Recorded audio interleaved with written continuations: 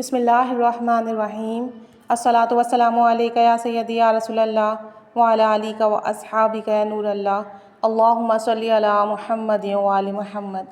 ایک بہن کہتی ہیں کہ کچھ ٹائم پہلے میری فیملی فائنینشلی بہت زیادہ سفر کر رہی تھی، بہت ہارڈ شپ تھی ہماری۔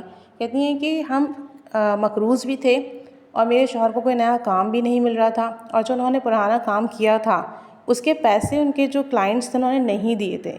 کہتی ہیں ہم نے کئی دفعہ تقاضا کیا کہ وہ ہمارے پیسے دے دیں، لیکن کلائنٹس جو ہے ٹال مٹول ہی کرتے رہے، آج کل پر ہی بات ٹالتے رہے۔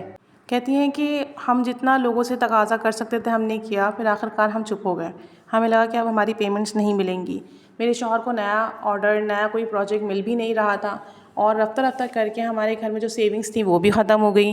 کہتی ہیں ایک وقت ایسا بھی آیا کہ میرے کچن میں کھانے کے لیے کوئی چیز نہیں تھی، یعنی بس تھوڑے بہت بیسک مسالے اور چاول یا تھوڑا آٹا تھا۔ کہتی ہیں کوئی دال نہیں، کسی قسم کا کچھ بھی ہمارے گھر میں گروسری نہیں تھی۔ کہتی ہیں میں اتنی پریشان تھی کہ ان حالات میں ہم کس طریقے سے گزارا کریں گے۔ یوں ہی میں انہی پریشانیوں میں گم بیٹھی ہوئی تھی کہ مجھے سورہ نوح کی وہ آیت یاد آئی جس میں اللہ تعالیٰ نے استغفار کا ذکر کیا تھا۔ کہتی ہے میں اس آیت کو یاد کرتی رہی اور مجھے لگا کہ اللہ کی رحمت بہت وسیع ہے، اور میں نے اسی وقت استغفار کرنا شروع کیا۔ میں بیٹھی اپنے غمان میں، اپنے دھیان میں استغفر اللہ استغفر اللہ استغفر اللہ کا ورد کرتی رہی۔ کہتی ہیں کہ آپ یقین کریں کچھ ٹائم تک میں استغفار کرتی رہی، اور ہمارے پڑوس میں سے ہمارے لیے کھانا آ گیا۔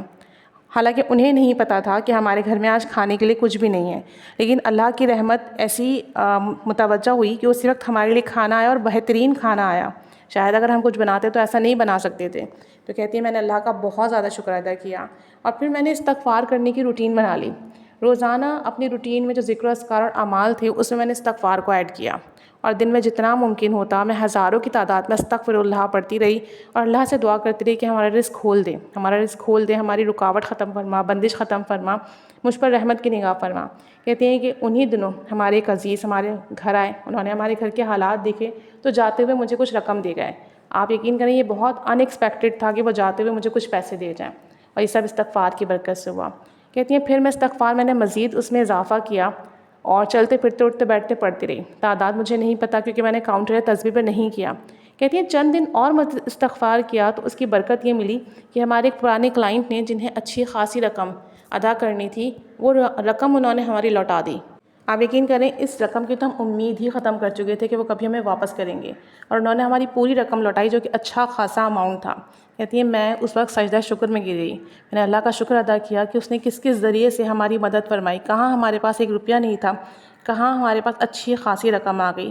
کہتی ہیں کہ میں استغفار کرتی رہی تو میرے شوہر کو ایک بہت اچھا پروجیکٹ ملا جس میں میرے شوہر کو لاکھوں کا منافع ہوا، اور ابھی میری روٹین ہے کہ میں استغفر اللہ پڑھتی رہتی ہوں اور اللہ سے اپنے رزق کھولنے کی دعا کرتی رہتی ہوں۔ کہتی ہیں آپ یقین کریں ان ایکسپیکٹڈلی کہاں سے ہمیں عطا ہو رہا ہے میں آپ کو بتا نہیں سکتی۔ کہتی ہیں واقعی استغفار میں رزق پوشیدہ ہے، جو کوئی بھی استغفار کو کثرت سے کرے گا انشاءاللہ عز و جل اسے وہاں سے عطا ہوگا جہاں سے اس کا گمان بھی نہیں تھا۔